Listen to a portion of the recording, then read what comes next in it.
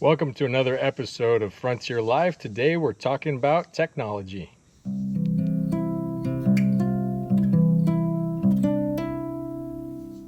All right, y'all. So today I want to talk about whether or not the Nissan Frontier is technologically competitive in today's midsize truck segment. I want to start by just kind of defining what I mean by technologically competitive.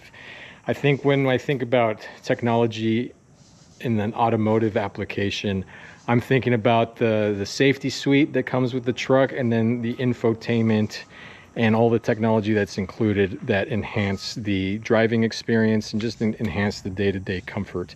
In terms of the exterior, the Frontier is not going to blow you away with its modernity or set of features. It's a very simple, honest truck that just has a few modern touches that make it competitive, in my opinion. It has remote start, which is great. This comes standard with the Pro 4X package.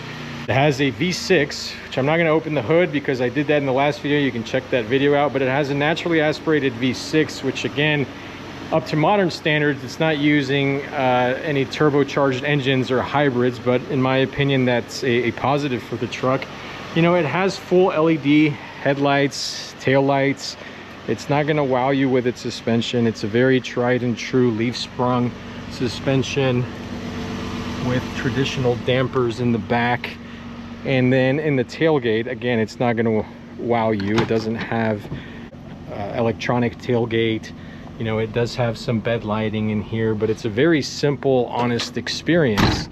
And I think that that's why a lot of people gravitate towards this truck. But in the opinions of some, it's not as competitive as other midsize truck because it doesn't have those gimmicks, for lack of a better word.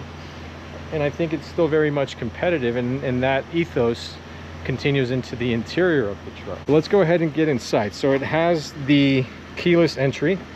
It is a button, which is different than you'll find on other manufacturers. To me, this is just a more simple design, probably less expensive to replace, and it just works just fine. I have no problems pressing a little button as opposed to just having my hand back here. But again, I think it's competitive for what it is and for the segment. Now, stepping inside, this is where I think the Frontier just gets a bad rap. And primarily it's because influencers and so-called automotive journalists have to show you the newest and greatest in terms of technology. The Frontier isn't the newest or greatest, and I think that that's what separates it from its competition. I think that it's modernized enough to be competitive, and I want to go over the safety and tech features of this truck because I think that the difference between this truck and those in its segment is a lot closer than you would think. So let's start first with just what comes standard with the truck, and I might need some help from the little Frontier booklet here. But first off, you know, you have your analog gauges with your center stack. To me, that's all you need out of a mid-size truck or full-size truck. There's this obsession with going with digital clusters. To me, they just add more complexity for something that's very simple. You don't need much more than what your analog gauges are giving you, and then the information that's given to you in the center stack.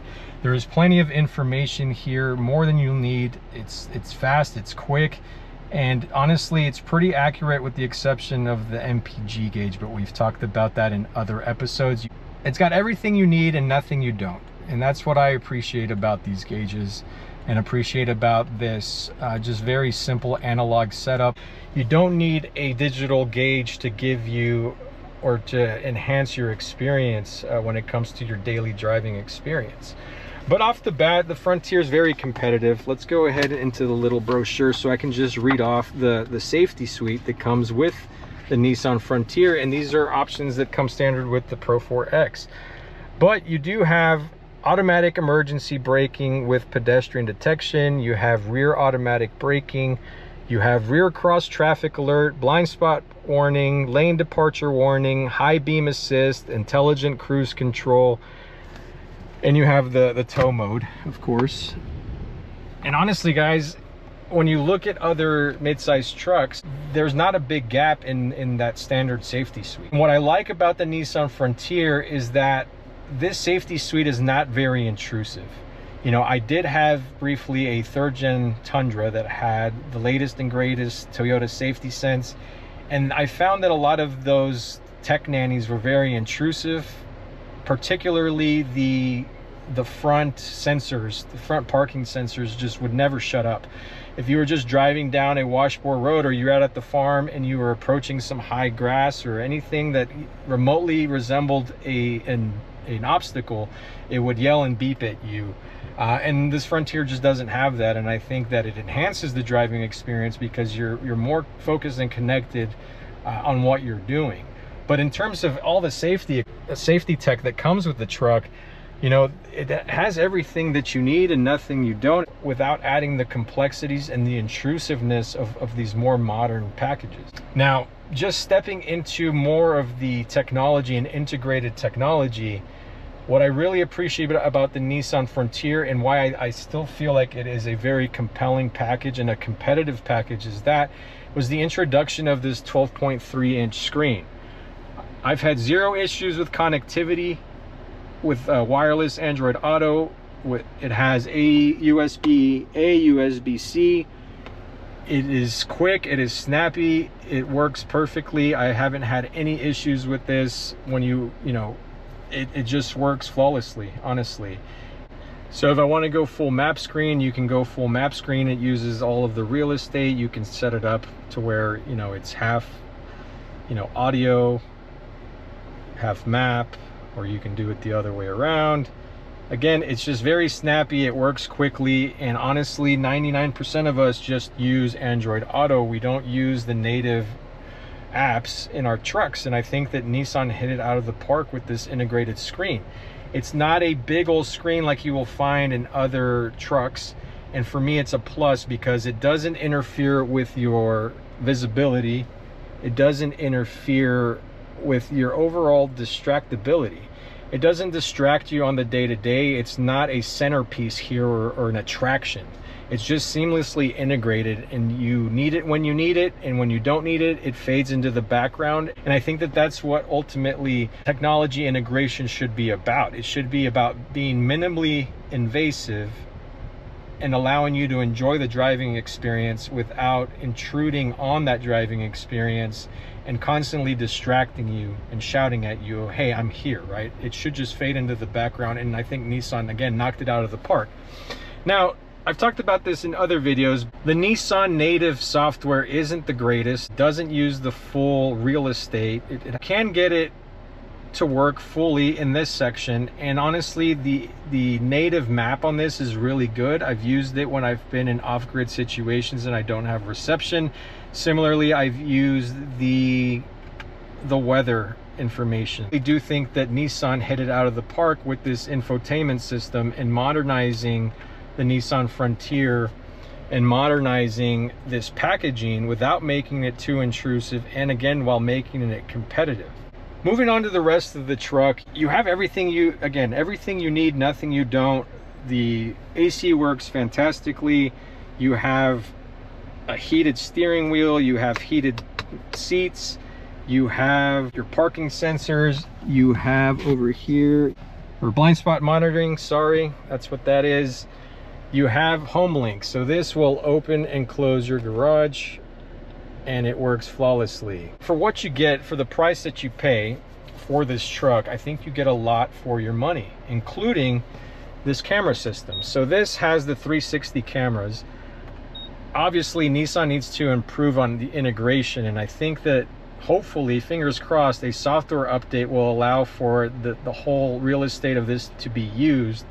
But, you know, you do get a full 360 camera view at this price point. I think is really competitive, because if you're looking at a comparably equipped Tacoma, you're gonna have to spend $9,000 to get that premium package, and you're gonna be paying over $50,000 MSRP. You're at like 57 with the premium package, and that's the only way you can get the 360 cameras. On the Frontier, you're probably gonna pay way less than MSRP, let's say $45,000 for a fully spec'd Pro 4X that's going to give you those cameras. Yes, the resolution isn't the sexiest, but it's more than serviceable. It's not the worst, I've seen way worse. But again, they serve a purpose, and again, I rather have them than not have them. And for this price point, I think Nissan does a good job of staying competitive, and that is kind of the key word here. And I think when you look at these offerings comparatively and you look at things holistically, I think that Nissan is more competitive in terms of what they're offering in their technology and safety suite than most people are letting on, or that journalists or influencers are kind of telling you about. Additionally, what you won't find in this truck that I think is a positive is there's no drive modes. So nowhere in this truck are you going to find different drive modes. Some reviewers out there will tell you that it's not up to date or it's not a competitive offering because it doesn't have the drive modes that other trucks get. Drive modes, in my opinion, are a bit of a gimmick. Software presets that you can select based on what terrain you're in, or based on what conditions you're finding yourself in. But the problem is it's software. It's not going to account for any other variables, and it's not going to account for you as the user also putting in your input. If you look at what happened with TFL's Tacoma, that's exactly what happened. They were in a particular drive mode, and then the driver was also putting in his input, and that ended up breaking the truck. You don't have that with the Frontier. In my opinion, if you can drive off-road, if you have experience driving, in different conditions, you're not going to need those modes 99% of the time. You know, the terrain of Earth hasn't changed. So why do we need drive modes in our vehicles? For the most part, your traction control is going to figure it out. Nissan and Toyota have some of the most reliable traction and four-wheel drive systems ever.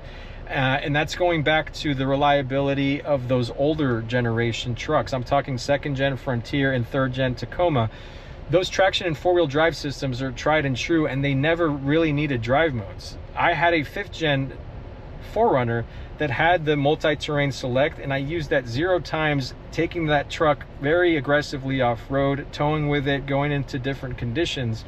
And same with my 2nd gen Frontier. I've never needed a drive mode to get anything done or to drive in adverse conditions. What's going to play more dividends in those conditions is going to be your tire setup, and it's going to be you as a driver understanding the conditions and applying your own inputs into the machine to account for those conditions. The lack of drive modes in this truck are not a con. They're not something that are going to diminish from the driving experience, or it's not something that's going to enhance your driving experience. At the end of the day, you're going to be paying more for drive modes that you probably won't ever use. You know, the only drive mode that this has is tow mode, and what that does is it allows for the truck to be in the meat of the power band and maximize the power and torque of this V6 and maximize the transmission in order to keep you in a higher rev or in a higher RPM range so that you can tow more effectively. And that's all that I need. I need that. I need 4-wheel drive. I need a rear locker, which this has. It's buried all the way down here. I don't think that Nissan is missing anything. It's a truck that's giving you everything you need, nothing you don't, while still providing you competitive technology in terms of safety suite and in terms of integrated entertainment and safety features. The integrated comforts are great, and I think that, you know, we're not really missing much here, and it's a very competitive package. As usual, guys, I hope you enjoyed the video. Please don't forget to like and subscribe, and we'll see you on the next one. When it's all said and done, we live in a society that is deeply entrenched in a symbiotic relationship with technology, for better or for worse. We have supercomputers in our back pockets. We're all constantly on screens, and unfortunately, now our vehicles are a reflection of that over-reliance. At what point does a truck start to feel more like a gadget than a tool? More digital than analog? Even though the Frontier isn't the most tech-savvy kid on the block, it's more than competitive in a segment of trucks whose manufacturers have invested their future on modernity and complexity. What more do we need? And at what point is it too much? For me, the Frontier strikes a balance that still allows you to have a visceral and analog driving experience without turning its back completely on the modern world. And for now, that's more than good enough.